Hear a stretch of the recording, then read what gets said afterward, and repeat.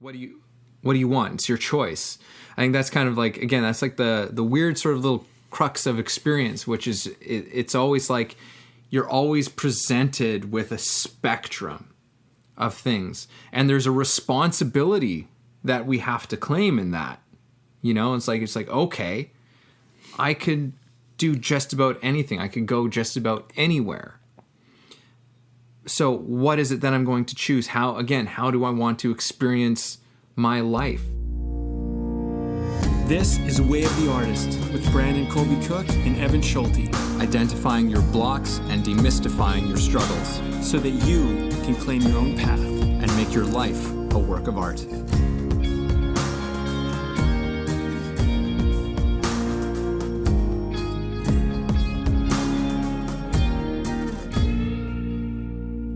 I'm really enjoying doing these podcasts with you, man. Oh, I'm glad you're enjoying them, Brandon. No, they've been a great experience. Oh God. I don't know why. I always feel like you've got to do like some like dad. I wasn't going to do that. Yeah, exactly, like a dad joke. I wasn't going to do that, but then you just kind of set me up, and you were surprised, and I was like, I'll play into it. I was like, all right, where's he going with it? Yeah. I had high hopes, and then you just like totally dashed them. Yeah, I know. Got to set a bar really low in the beginning, right? So you can raise it up as you go on. I suppose that's one way of doing it.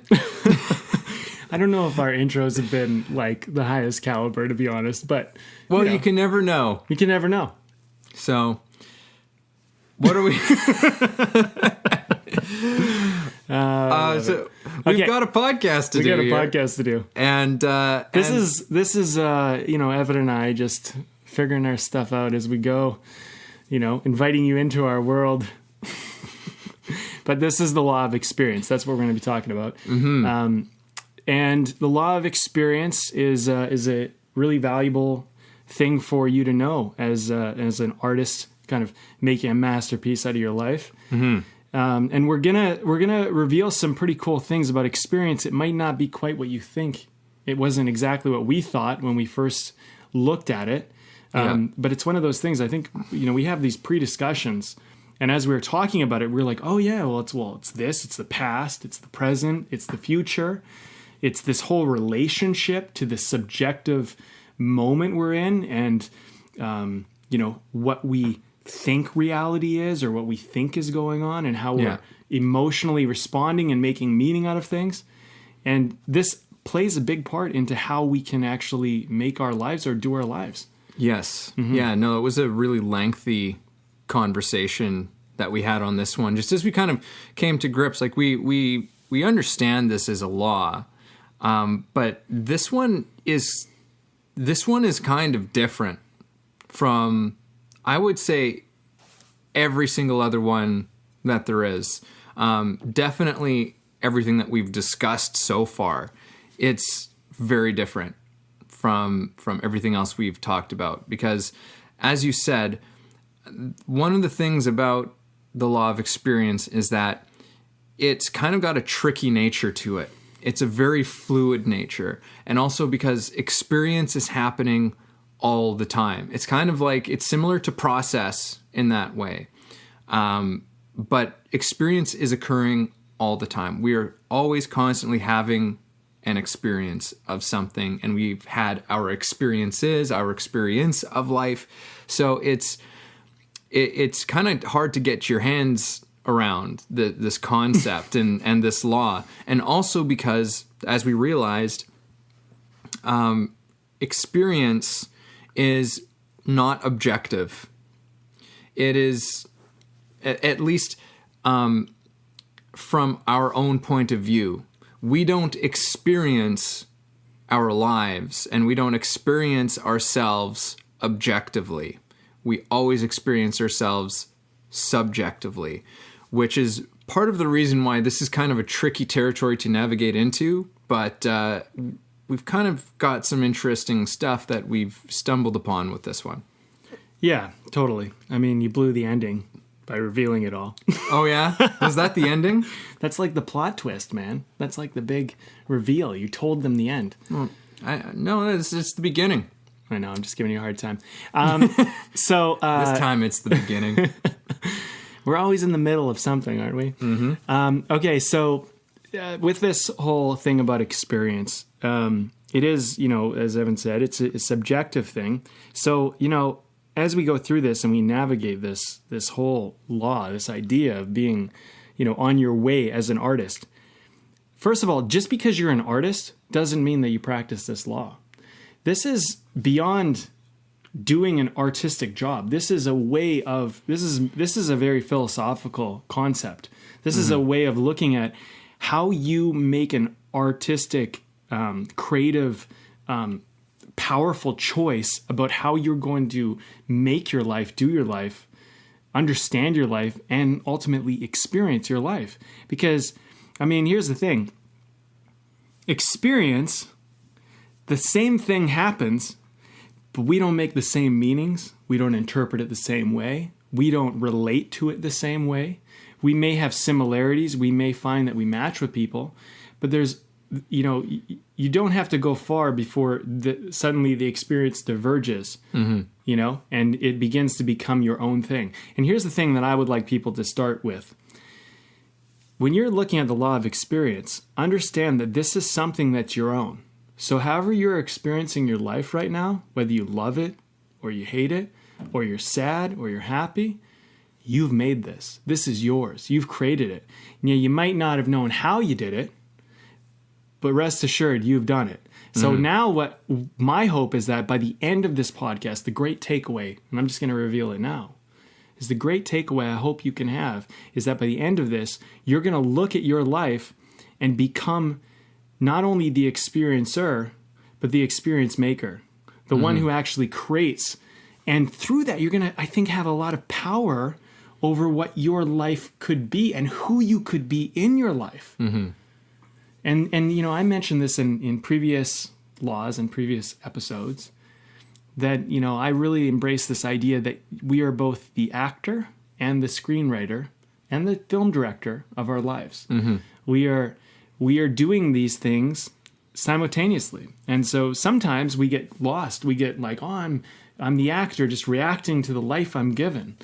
And that can be fun, but it's not the whole picture. And sometimes I think we can be like too intellectual and be like, oh, this means that and this means this, and we're trying to make meaning out of all this stuff, and you become this kind of crafty storyteller. And sometimes a thing is just a thing. It doesn't have to be a big, meaningful, melodramatic part of your life. And so understanding experience is that you can look at your life through the position you're in, from an objective position. You can step away and look at yourself almost like in third person, and you can begin to experience the world in a way which allows you more freedom and capability to do things and be who you want to be. And I think that's the exciting thing we're about to venture into. Yeah. When we started this, as we were each kind of wrapping our heads around some of the things we want to touch on, and I just want to share this with everyone, was, for me to kind of help myself with this, is like, okay, so if I thought of, this law, just like with almost any of the laws, I kind of almost have this approach. It's like, if this law was kind of like a deity or something, or like, like an ancient Greek god or something, and it's like, this is the god of experience, and you went up to them and you said, okay, tell me about experience. What can you tell me about experience?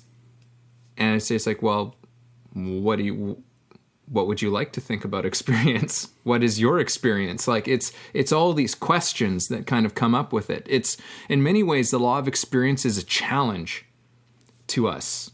It's like, it's this thing that is constantly present, and presence, the law of presence, is a huge sort of like,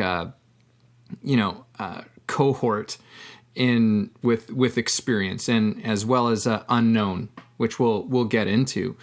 But experience, I find, challenges us to break out of things, while at the same time kind of wants us to stay in the same place. Like, there's all of these weird dualities with experience. But it is, I find it more so, it's it's questions and it's a challenge to us is of what is your experience of life? Like it is a recognition of the past. It's like, okay, so you've lived this life up to this point, which is, I will say, is unique. The life that you've lived is unique among every single person who's set foot on this earth, right? That's not a point to even be argued as far as I'm concerned. It's, you have a unique experience. Nobody has ever lived a life quite like yours, and nobody's ever had an experience quite like yours. And you take that with you everywhere you go. And that's not a philosophical. That's just true. So there's this recognition of that past that we have, but then there's also always this eye on what is happening right now and where we could possibly go. The possibility of experience in the future. Mm-hmm. So it's this thing that transcends all aspects of our life and time and colors everything that we do. And we talked a little bit about expectation in all of this. And I think maybe that's where we start with this one. Cause like, it's like looking at this giant steak, this law of experience. It's like, where do we even begin? Where do we approach? And maybe we start with past. Sure. Like in how our past experience, what we can do with our past experience, how it can impact our present, how it has impacted our present situation, but how it can influence our future. I think when it comes to experience of the past, is that it's an opportunity to learn, and it's an opportunity to limit. That's how I see it. It is kind of a two-edged sword. I think they're all two-edged swords. I mean, I think presence is a two-edged sword, and so is the future is a two-edged sword. I think they have an interesting relationship and dynamic, the past, present, and future of experience. But the way I see the past is, and at least this is the way I've experienced it, it's either been a lesson or a limit to me. Obviously, you benefit when you see the past as a lesson, when you learn from it, when you grow from it, when you help it to inform your future. But it can become a lesson, or it can become a limit depending on how you look at it. So, for example, sometimes you can take a lesson that actually makes a limit in your present and future. For example, someone cheated on me or betrayed me or lied to me or stole from me. And so I take that experience and then I decide, well, what I've learned is that you can't trust anybody, and then that becomes my limit of experiencing the world. So it's masked as a lesson, but it's not really a lesson. And so I think the hard part about navigating experience of the past is that you have to get really honest about yourself. Mm-hmm. Am I using it as a crutch to limit myself so I feel more safe and secure, and that way I don't have to take risks and express myself anymore? Or is it a lesson that's helping inform the risks and the wonderful things I want to do and help me to just simply be safer and more mindful and just better? Mm-hmm. I like to give examples. One of my clients, in a past course, we were talking and I was explaining this high concept or heavy concept idea. And she said, just if you can give us an example. Because, I'm losing it a little. And she's like, I love examples. And so I said, okay, fine. It's like this. You're playing hockey. Maybe you haven't played hockey, but let me just give you an experience. You got the puck. Now, it's a fast game. And you're stick handling. And, when you get pretty good, you can start to look up from your stick handling. And you can stick handle to a certain degree, depending on how good you are, where you kind of know where the puck is just by feel. You just kind of have a sense of momentum and whatever. And you don't really have to look at the puck. But when you start to get into, sometimes some heavier duty, some trickier moves with the puck, or you're getting knocked around, or you're holding things off, what ends up happening is you start to look down at the puck. And you do this to periodically check in. Where is the puck? Because, very often you can just lose the feel. Mm-hmm. So one game, I was coming in over the blue line, coming in really fast, coming in one or two defenders, and I had way more pace on them.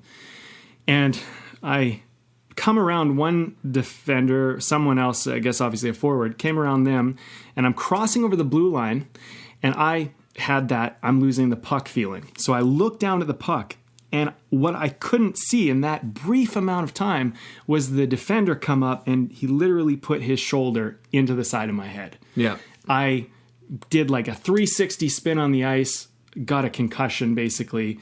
I spun around. It wasn't like a knockout concussion, but I got up, lost the puck obviously, and it was a head hit, right? Not his fault because I had my head down, just the way it went. I got up, I skate over to the bench, and then everyone's like, "Are you okay? Are you all right?" And and I'm like, phew, I was a little shook. Played the rest of the game. I went to the locker room.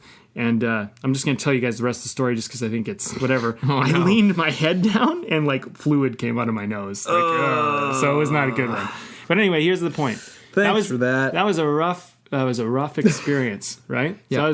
So you can look at that and you can become scared, and you can go, well, now coming over the blue line, I'm in danger, trying to break in like this. Maybe I won't come at the defender. Maybe I won't try to do that anymore.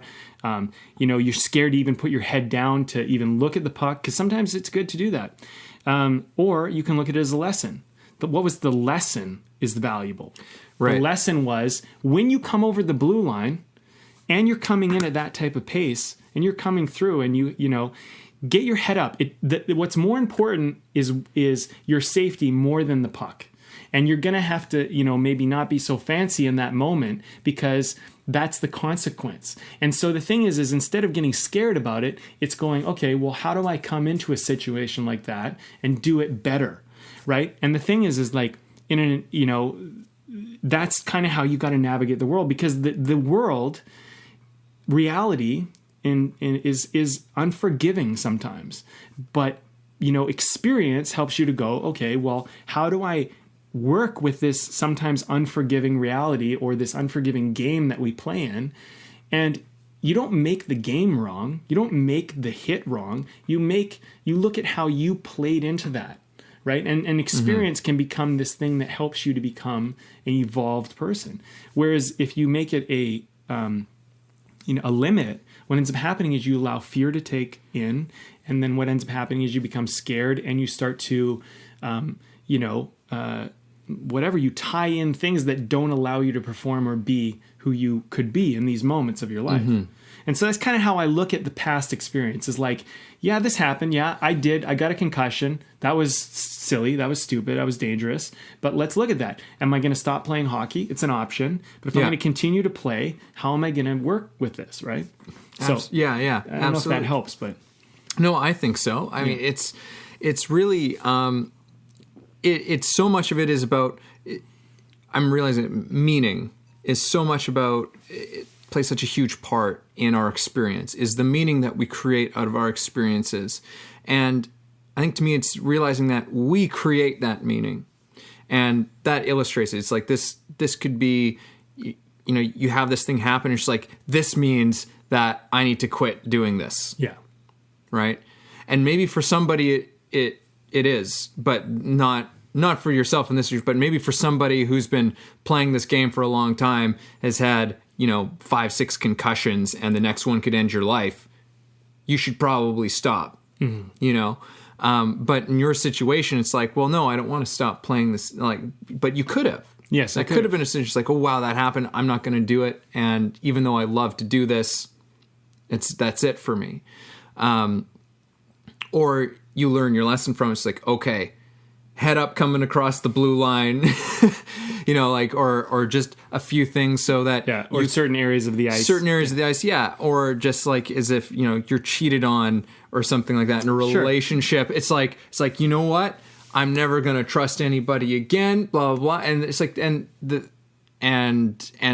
now all of your relationships start to fall apart. Any relationship that you have thereafter aren't working. Why? Because you don't trust anybody. Yes. And so you can never have a really good... So your experience will sort to tell you, is like, wow, I can't have a good relationship with somebody, because experience is always giving us lessons. It's always pointing a direction or giving us a choice of directions to go. Yes. And it's important that we understand that we are creators of our experience, and that the meaning that we give things is up to us, and that shapes how we go about our lives. And I think what we're trying to encourage people to do here, because really we want people to have more fulfilling, joyful lives of passion and pursuing their passions. Like that's the stuff, at least for me, I'll speak for myself, that life is really made of. Mm-hmm. So anything, to me, that takes us away from that.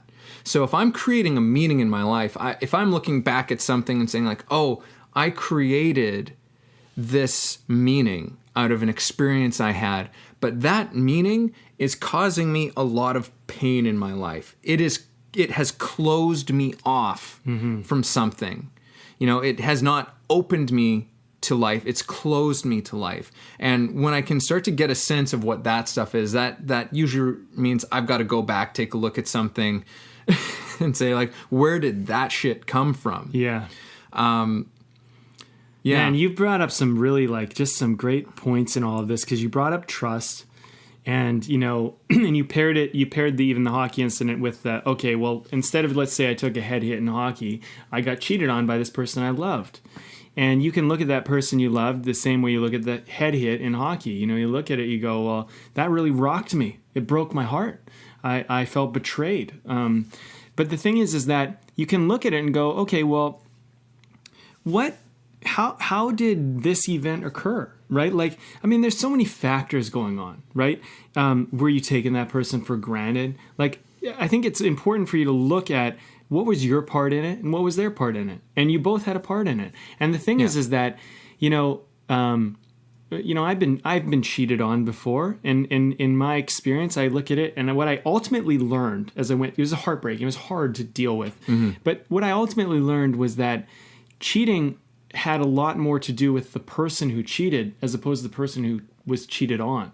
And, I think that when we look at past experience, there's sometimes this desire to make it personal. And it's not personal, a lot of the stuff that happens. But because it happens to us, we want to make it personal. So if someone cheats on you, for example, instead of saying I don't trust people, you can look at that and say, okay, well, my understanding of trust, my understanding of, of what is possible or what isn't possible is altered. But the thing is if you hold that past relationship against the next person, you've already doomed it. Yeah. And in the film industry, for example, there's all this stuff coming out. There's predators in the industry, right? This is not news. It's coming out now. It's, and people are being held accountable now, but this is not news. People have been dealing with this for a very, very long time. It's just been able to be swept under the rug before. Now it's being exposed. So it sounds scary. But the thing is, it's always been there. The question is not that, can you be in the film industry just because there are predators out there? Is that you are more informed and more aware and better equipped to deal with it. Because here's the thing. You might have a dream of being in the film industry, of being an actor, actress, writer, filmmaker, whatever, model, these types of things. You're going to have to deal with this. So now it's not a matter of it's it's there. And experience and awareness, because awareness, I think, is a part of experience, makes you go, okay, well, how do I better navigate the environment? Just like the ice rink, just like me. People are out there, they're going to hit you, they're going to cross-check you, they're going to hook you, they're going to do illegal things. It's going to happen. Yeah. But the thing is that you got to go, okay, well, how am I going to negotiate that? How am I going to deal with that? You know, I remember here. I'm going to share one other thing about hockey. I don't know. It's just in my mind. But I remember the first time I played, I was playing in like a pretty elite league because I started hockey pretty late. But I remember playing in a pretty elite league, and I remember a guy hooked me, and he stuck his stick right inside my glove when I was trying to stick handle. No one had ever done that to me before. I never experienced that before. And when someone does this, when they hook your wrist and your glove and everything, it's like you can't move. All of a sudden, the things that you could do, that being a great stick handler, you're like rendered almost obsolete. And now it's all about strength and power and just holding the puck off. And that was an interesting moment for me because I was like, what the heck is happening, right? Like, it was like, this is not like the hockey I'm used to. The thing is that you can't, if you want to play hockey at a high level, you're not going to be able to stop that. That's going to happen. People are going to get away with it. The refs aren't going to see it. It's just going to happen. So you have to learn how to have a different skill to deal with that moment. And I think these past experiences, they happen and you go, okay, well, this happened. It was illegal. I lost the puck. They got away with it. And am I going to be like, well, screw hockey. Like, people just are so unfair. Am I going to do that? Or am I going to go, okay, well, some people don't have the same, they're going to do anything they can to win. Yeah. So you deal with it. And I think experience is one of those things where you just kind of go, okay, is it going to be a limit or a lesson? Yeah. And that's what I think you got to kind of keep coming back to. Because I think there's a lot of people who are on the other end of this podcast. And I feel limited sometimes by my past. We all feel limited. Can you turn that limit into a lesson as opposed to a limit? Can you alter it? Yeah, how can we transmute that into something? I would take it a step further and say, how can we transmute this into something that's a strength? Because normally I find that that my own greatest strengths, are usually where I've been challenged in the past, even now. It's just like I find that I actually have great perspective, great strength on it, even though it's something that I'm still working through. But because it's been such an influence in my life and I've had to deal with it, I'm so on such intimate terms with these difficult struggles that I've had, that I've learned all sorts of great things, great perspectives around that thing. So we can transmute our experiences that we've had in the past, even if they're painful, even if they've been difficult, we can transmute them into something that is very, very, very powerful and in a positive way, as opposed to powerful in a negative way, as something that takes us away from life, right? So it's like, I think I wanted to say this earlier, which was, if it was this deity and there's these questions, it would be, looking at the past, it'd be like, okay, well, how have you experienced your life? And how have you experienced yourself in your life? And really ask yourself these questions and say, it's like, okay, like, how have I been experiencing my life? What has it been like? How does that shape the way that I go about things? And then once you've tackled those questions, then you have to ask, how do I want to experience life? How do I want to experience myself in life? Right? That's the next thing. And normally that helps you sort out the bullshit that you're hanging on to and the life you want to live. Because we're hanging on to these things so hard sometimes from our past, from these things that, like, this is the way I experience life, and we get comfortable with it, right? Until it gets painful and it requires us to take a look at it. This is really just beginning to have a practice of consciously looking at these things, because when we don't look at these painful things that we've or these difficult things that we've carried with us from our past, they eventually come out in some way, and it's usually not good. It usually comes out in something that's, like you said, limiting. We'll use that word for now instead of maybe painful. It's just something that's creating a limit on our lives. And when we ask ourselves, okay, so how do I want to experience this? How do I want to experience my life? How do I want to experience myself? And that will usually give you a pretty clear indicator of just like, holy shit, I've got all this whole program running in my head out of meanings I've created from my experience that I don't even agree with. That's not even how I want to be. That's not the person I want to be. And from there, we can start to now make some decisions about the experience that we want to have. Mm-hmm. I think that's when you start to step into the presence and the future of being and doing and living in accordance to your values and what you really want. And, I think with experience, nobody shows up to the table as a clean slate. This is the thing that we all have to accept. And, if you want to make your slate wrong or bad, that's you manipulating yourself into a limit. I mean, look, some of us come from poor families. Some of us come from abusive families, neglectful families. We come from, places where we were bullied or hurt or attacked or whatever.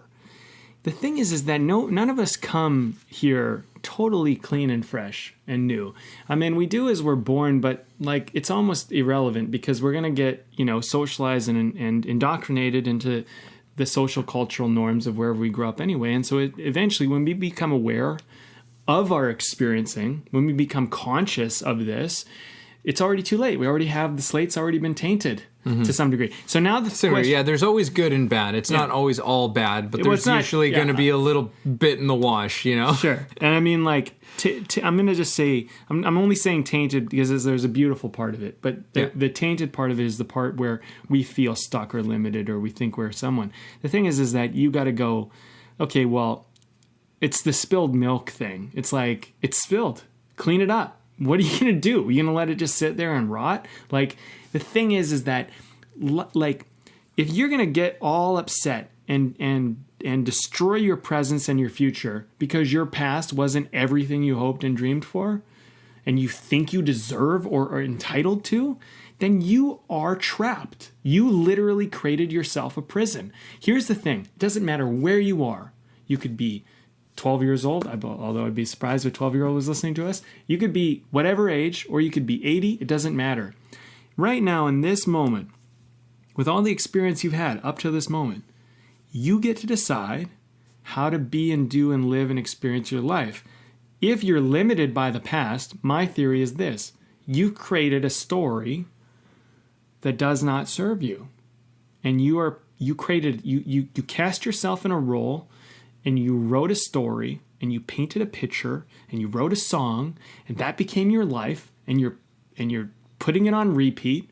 It's time to change stations. It's time to, point the camera in a different direction. It's time to write a new story, play a new part. And the thing is, you can do that.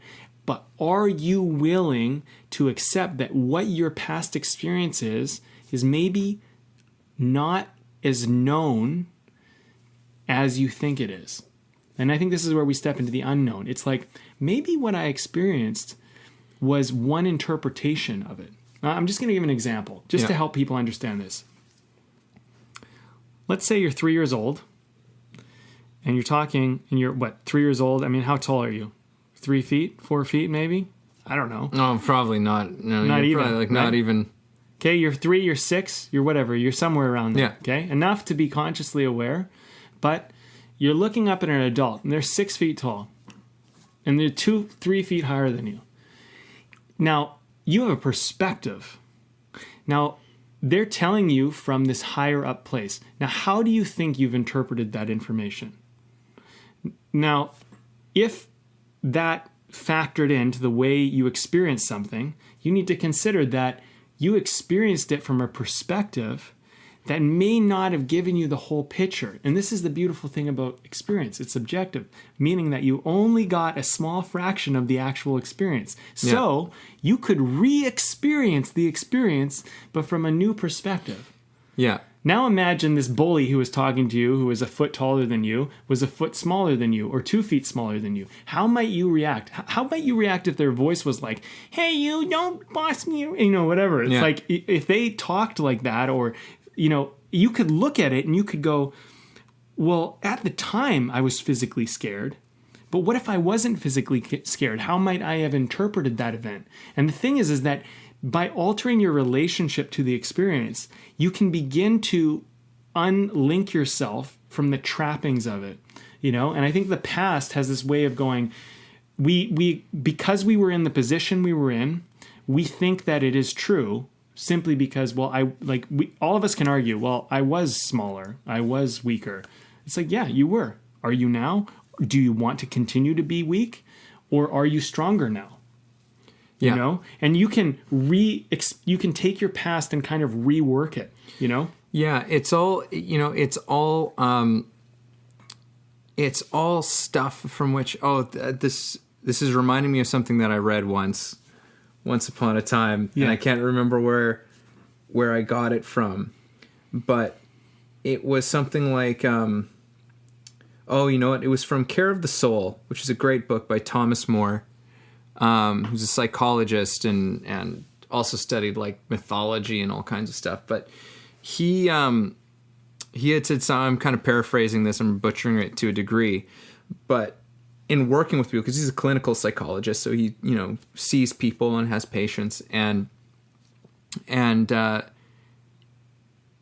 the way that he approaches it is that it's like your past, your experience doesn't define you, or I think he was talking specifically about family, like the family you came from, and your parents and all this, because that's, what we've known our whole lives. That's what we were brought up into through our most formative years.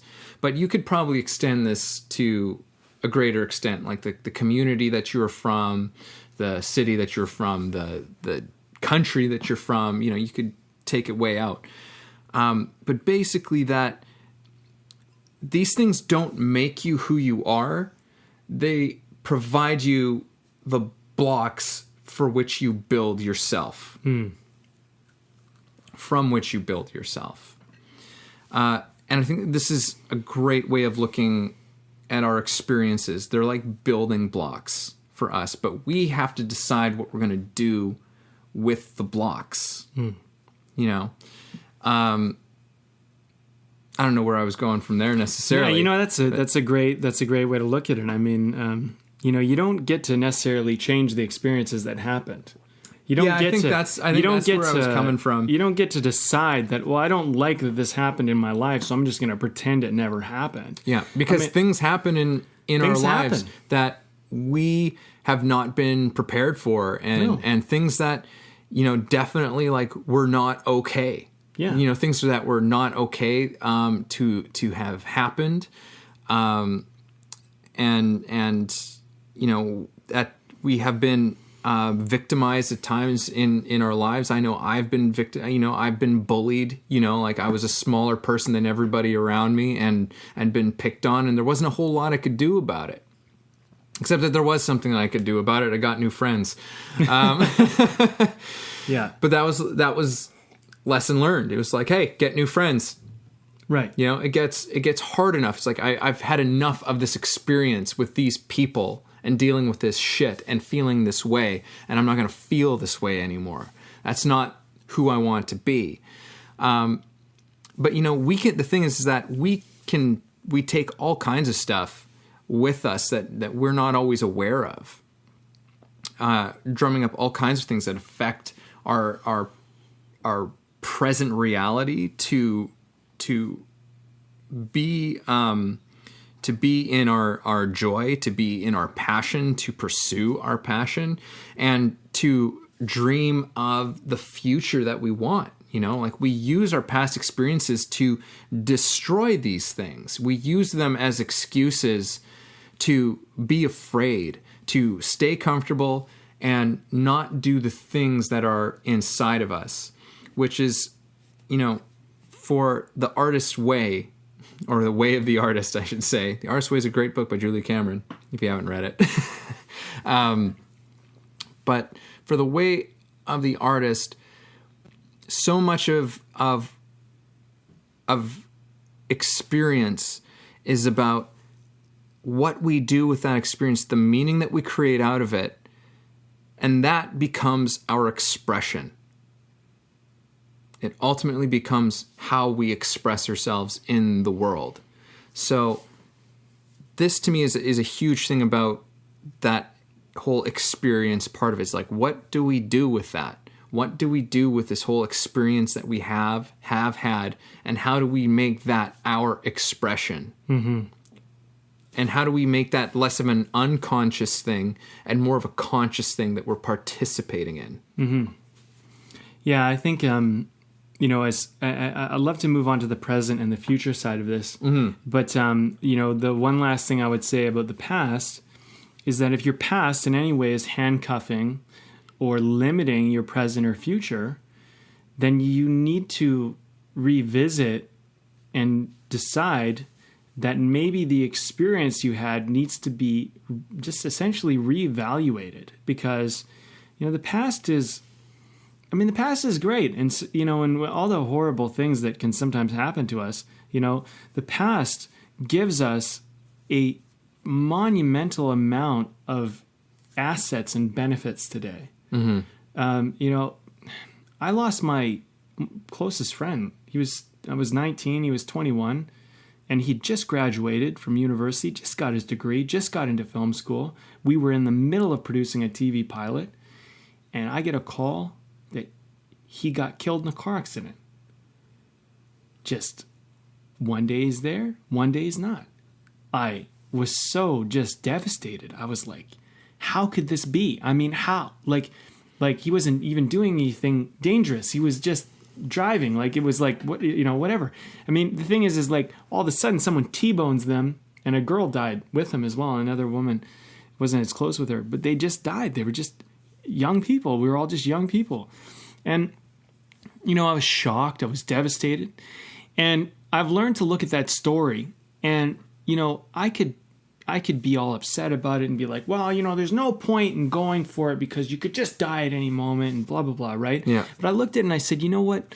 I'm going to start to, after that happened, I'm going to start to look at every single person I interact with as this may be the last time we see each other.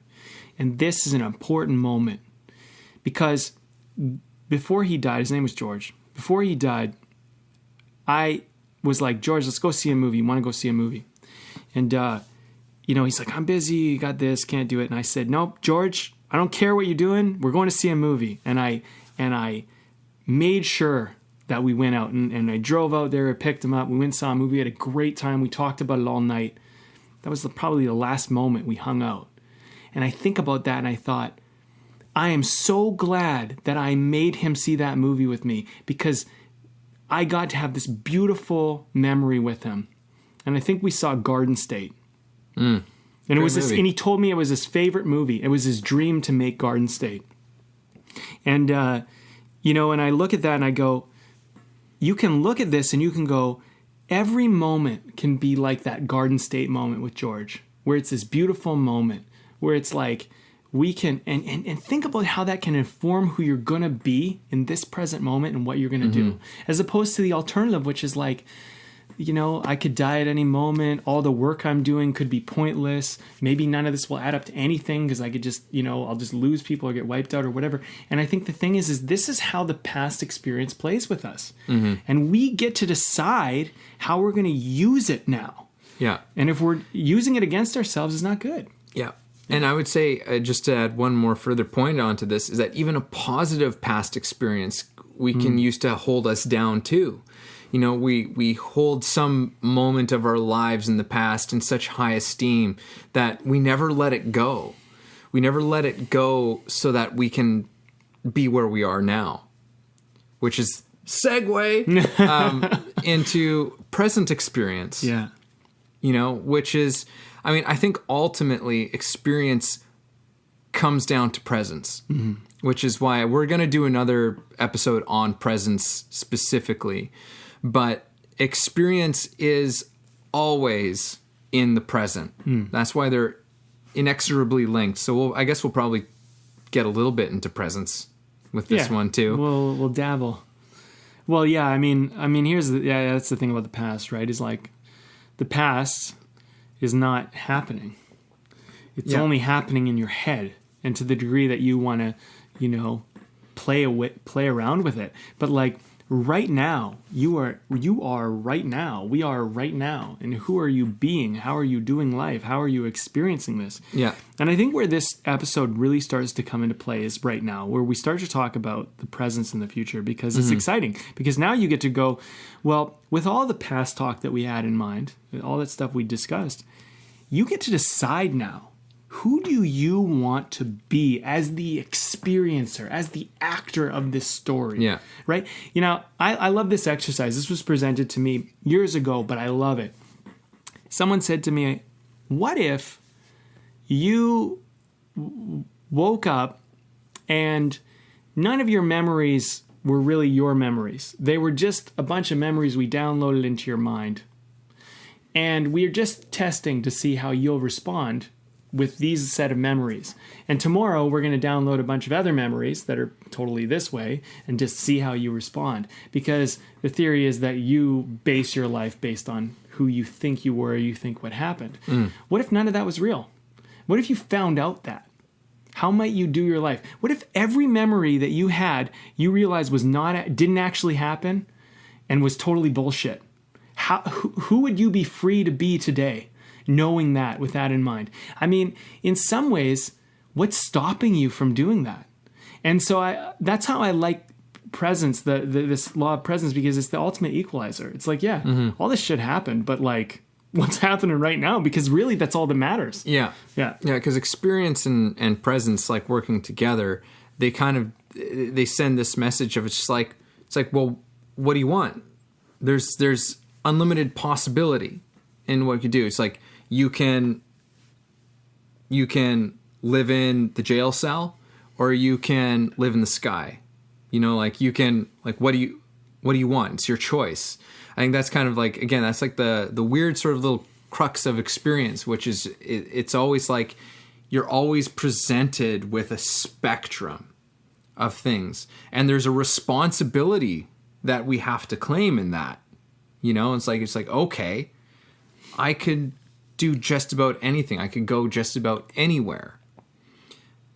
So what is it that I'm going to choose? How do I want to experience my life? Right? And our experience in the present is really our gateway to unlocking our dreams, unlocking every sort of potential and possibility that exists for us, right? But it requires kind of like a letting go of the past, as we are letting go of talking about the past. And we spent a lot of time on it, probably, which is funny because we usually spend too much time in the past in our own lives. But it always comes back to the present, no matter which way you slice it, because it doesn't matter whether you're thinking about the future, thinking about the past. They're all thoughts that you're having about it now, thoughts and feelings that you're having about it now. Like one of my favorite sort of stories kind of about this is from the legendary acting teacher Sanford Meisner. And he had this memory about when his father died. And he didn't like his father very much. And when his father's body was being lowered into the ground, he was a kid at the time, and he was moving his foot on the ground as if he was putting out a cigarette. He was like rubbing his foot on the ground, and it's like, whoa, that is dark. And it was like, and he was angry and he was hurt by at that time. But years later in life, his relationship to that had completely changed. Now he's later in his life, he would laugh about it. He thought it was hilarious that like him as this kid doing this like weird psychological gesture and like while his, you know, at the death of his father. Right? So it's like the meaning, the experience that he decided to change that into, that he decided to transmute that into, was completely different. So from it's just a different way of it's just a different kind of. You know what you pushed us into? What did I push you The into? law of wisdom. Of wisdom. Because what ends up happening is you develop wisdom, you change, you evolve, you shift as a person, and you grow. And what you saw as one way before, with wisdom, you no longer see it that way, because you recognize that the thing and the perspective that you took on it was limited in its scope, was limited in its view. I've had an interesting relationship with my father. At times, I was fed up with him. I love him, but I've come to realize in certain ways, I'm like, he wasn't perfect, but I love him. And you know what? The way I look at it is like, he did the best he could. But that's wisdom. I've gone along and I go, you know what? You put a roof over my head. You fed me. You kept me alive. You kept me going. Kept me safe. You didn't abandon me or leave me. I'm pretty happy about that. I can look at that and go, you know what? There's this other part of me, this entitled little child part of me that's like, well, you should have hugged me more and said you were proud of me and said you love me and all that shit. Shoulda, coulda, woulda, doesn't matter. The thing is you look at it, you go, well, these people in our life, the way that we look at them, the way we look at ourselves in the past and how we did our life and even now, this is the thing where you turn experience into wisdom. And that's when wisdom becomes a tool. Because we were saying earlier, like we were pointing out, like, what is it, a limit or a lesson? I think when it becomes many lessons, you become wise. And when you become wise, you no longer look at the experience you're having from that limited childlike view. And I think wisdom is such a powerful tool and yet so rarely talked about in our culture today. Because the ignorant man or woman goes, are you sure you should do that? What if this happens? But the wise man or wise woman says, well, why don't you go and find out and then make a decision based on knowing, and from knowing you'll be more informed. Because the wise person does not fear, but the ignorant person does. And this is where the law of the unknown comes in, because the wise person goes, well, I get that people are not these simple like cliche characters of life. They have whole worlds going on behind them. They have parents and siblings and grandparents and history and culture, and some of us were bullied, some of us were the bully, and we begin to look at that and we begin to understand, like, I used to hate my bullies, but now I look at the bullies and I go, man, like, it must have been so tough for you growing up, because all I thought about was how tough it was for me to be bullied. But then I was thinking, like, what world were you growing up in where you felt the need to kick someone smaller than you, to do something to someone smaller than you? Like, that's wisdom. That's where you start to get more perspective, greater insight. And so then experience becomes a whole new thing. I think when people feel depressed, and I've been depressed, so I'm in this with everybody else. We're in an ignorant place. We're in a place of lack of awareness, lack of wisdom. But once you become wise, you become aware, you start to see the greater, bigger picture, the depth, the more holistic elements of people. There's not a lot to be depressed about anymore, because you begin to realize that everybody's going through a struggle. Everybody has a cross to bear, and everybody is in their own way doing their best to deal with this. And so then that's where, I mentioned this earlier, that's where it becomes less personal. Because I used to take the bullying so personally. But now I look at it, I'm like, oh, that wasn't really about me. Yeah. I would just happen to be the small kid that was available to be pushed around. Yeah, it's interesting. And I played the role so well. Yeah, it's interesting. It's like, it's compassion is an amazing catalyst to wisdom. So let's talk about this beer for a quick second. Yeah, okay. You're liking it, hey? I'm really liking it. You know what I love about it? I love the beer, but I love this can. It's good. It's a beautiful design. This Rising Sun, the yuzu lager, and it's brewed with jasmine black rice and yuzu citrus. It's a 4.8%er, and it's vegan friendly, by the way. I don't know if that... I didn't know that was like a thing for beer. I don't know. Apparently it is, but it's made by Powell Brewery. This is not an ad or anything. Beer just spurs on great conversations, and so we've kept with the tradition. And we always like to mention the beer that we're drinking, because Evan and I like to try new things, and we try new beer on every podcast, and this is the one. Yeah, this is a tasty one. As far as a lager goes, yeah, usually lagers it doesn't really taste like anything.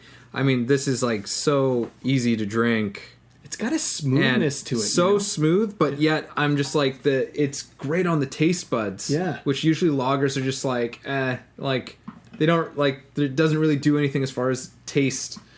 They're just kind of more so meant to be kind of just not much, just kind of refreshing. Mm-hmm. I mean, this does that, but also gives you a little something to grab onto. I like it. Yeah, I like it too. So, okay, presence and future. Let's try and so pull all this into that. Yeah, let's rein this in, because this is, while we spent a lot of time on everything else, this is arguably more important, which is that experience also tells us that we can take actions in the present. We can create a present experience that helps us to create an experience that we want in the future. Mm-hmm. Which is, and also this is a valuable tool. It teaches a valuable tool as far as goal setting, quote unquote, which is essentially as a kind of more of a practical thing, I guess, to this episode, is that, so often we're geared towards setting goals that are based on attaining some kind of thing, right? Some kind of object, some kind of status, some kind of, something that is external to our own selves. But the law of experience is really kind of geared towards its own purpose, its own self. That's kind of another weird thing I'm just realizing about experience, is that experience is really it's a self-serving, self-fulfilling thing. The experience is always just what it is. So where we can learn to use that is say, okay, what is the experience that I want to have down here? What is, and we talked a little bit about this before, but normally, if we're setting goals as far as saying okay, well, I want to live in this mansion and have this car, and I want to have this status, whatever it is, there's nothing wrong with any of those things. However, there's usually something underneath it. It's usually because that house, that car, that status means something to you. Mm-hmm. And it's so what is that meaning? Again, it comes back down to this experience and meaning thing. And instead of looking at necessarily that's all great. Those are all kind of byproducts of us working towards creating an experience of life that we want, as opposed to a thing that we want, the experience of life that we want. Mm-hmm. I think the trap that we fall into this society is we believe that when we get something in the future, achieve something in the future, what will happen is we'll be permitted or allowed to be who we want to be and experience life as we'd like to experience. And that is not actually how this works, because you can begin to experience life how you want right now. You can begin to be who you want to be right now. And actually, by experiencing life right now and being who you want to be right now, you will more, in fact, likely to get what you want, which will further allow you to further express who you're already being and experiencing. Mm-hmm. But if you wait to experience and be it once you get it, you likely will never have it and will always elude you, because part of the deal of actually getting it is to already be it and do it. So this is the funny thing about experience, is that it's I'll become an actor once I do this. It's nah, it doesn't work that way. You got to be the actor now, and then you will begin to decide if you want to walk into being the actor. But if you continue to say and permit yourself only once a certain thing is done, what you've done is you've given your authority away to the future, to things, to other social approvals and things like that. You see, and you pointed this out to me a week or two ago, and it was a really good turning point for me. Because you pointed out to me, you said, Brandon, because I was upset, and you said, Brandon, basically you're upset because you've always been the authority, but you were giving away the authority to other people, not realizing that you were the authority and could make the decision. And now you're upset that you've done that. And the only real thing to do now is just to acknowledge that you are the authority and to make the choice for yourself and decide, and not wait for something else to permit or give it to you. Essentially, you said that. And that, to me, was really impactful because I was like, oh, yeah, that's what happens. You sometimes begin to subjugate yourself and your own expression and your own chance of experience because you're waiting for someone else to permit it or something else to permit it. Yeah. And I think that's the problem with the experience of the present and future is we get caught in the future and we go, well, I can't be it because of the past and I can't be it because until I get it in the future, and then you're trapped forever. Yeah. Yeah. Yeah, absolutely. It's like waiting for something to give you the experience as opposed to you creating the experience for yourself. And that's the beauty of it because that's something that we actually have some kind of control over. We actually get some say in that part of it, that say in how we're going to choose to look at things, how we're going to choose to look at our lives, how we're going to try and shape our future based on the experience that we want to have and how we want to experience life. We get some say in that. We get to make some calls there because, everything outside of ourselves, we don't control the actions of others. We don't control what other people will do. We don't control the, the weather, the environment, those, we have no control over that stuff. But we can learn a type of control for ourselves. And one of the most important things that we can learn is exactly what we've been talking about, which is this question of what is the experience that I want to have? What is the experience that I'm having right now? Is this the experience I want to have? And if not, then what would I choose instead? Mm-hmm. Choice is another huge part of this experience equation. Mm-hmm. I think, and you mentioned goals, and I think this is an important part to bring up. I think one of the confusions about goals is that we bought into the belief that we get motivated to achieve goals because once we get the thing, we'll get to experience this. And some people do, to some degree, pull themselves together to get to sacrifice in right now, and they experience all this sacrifice and pain and hardship because they're like, when I get there, I'll get to experience this. And for some people, that works. Very few people. That's why very few people do their goals that way, because it actually doesn't work very well. It's not a great strategy, but it's done in our society a lot. And then we go, those are goal people. But actually, it doesn't work that way. The thing is that if you begin experiencing your goals while you're doing them, and you experience the pride and the joy and the love of learning and doing and putting in the effort, you'll never work a day in your life. Practice will not be hard, because what ends up happening is you begin to love practice. You begin to love the work. You begin to love the learning. And this is the process, right? This is where we go back to the law of process. The thing is that the way of the artist is saying, let's stop for a moment. Let's look at society and let's ask ourselves, is this working for us?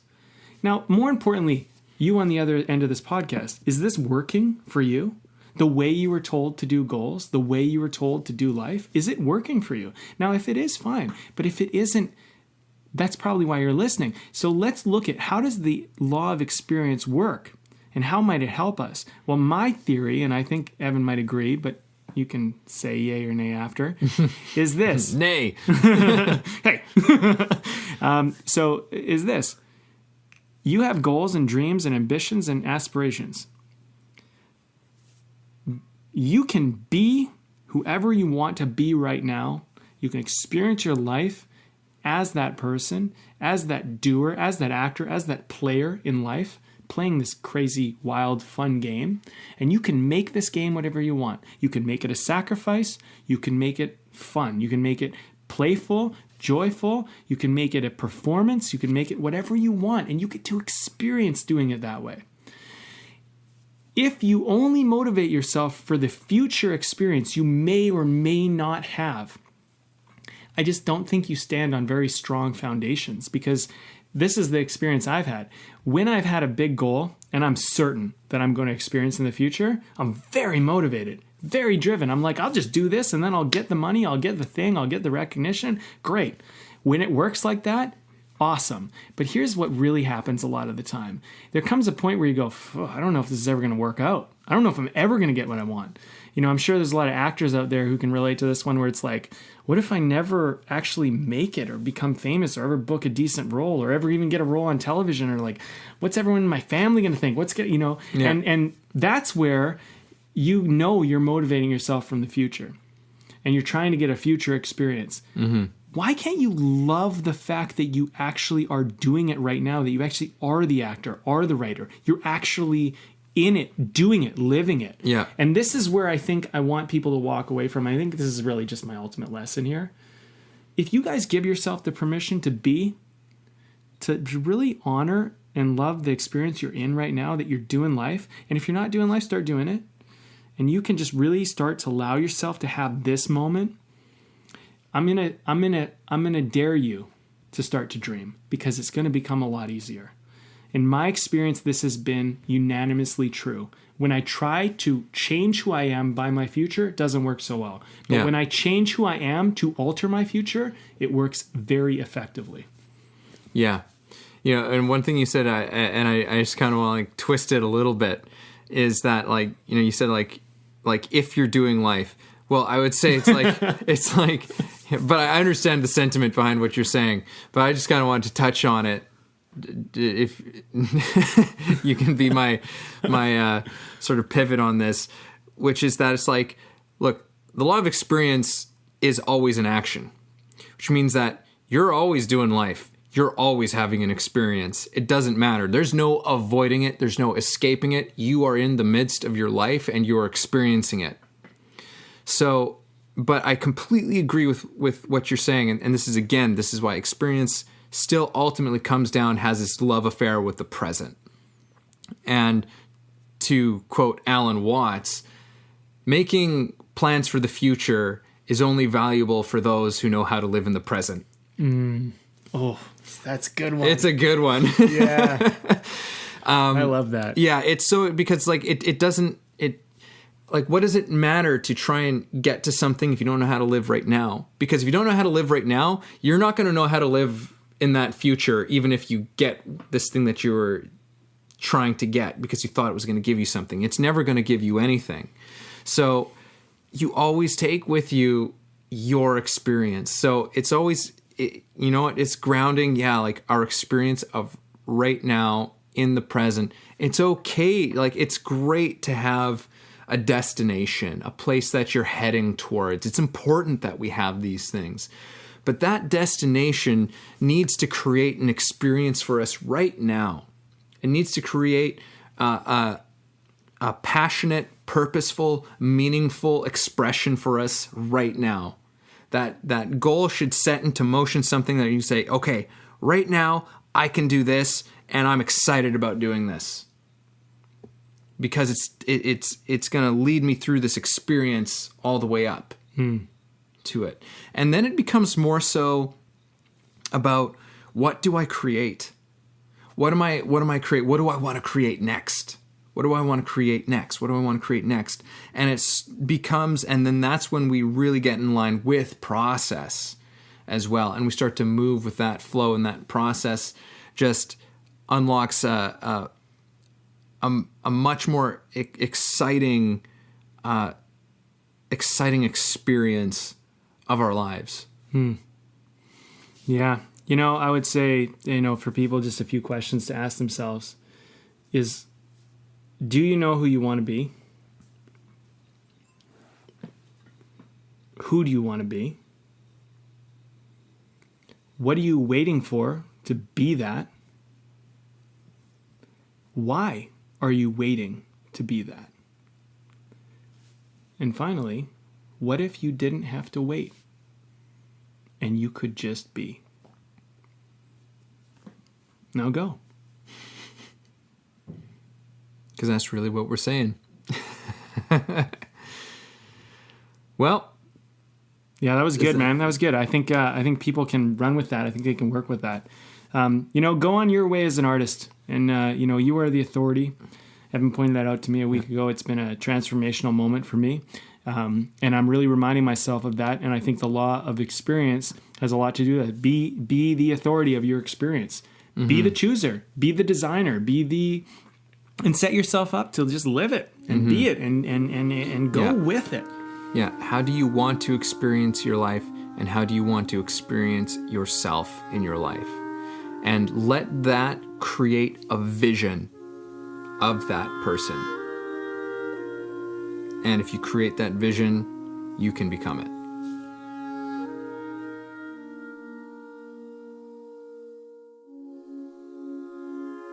Thanks for listening to the show.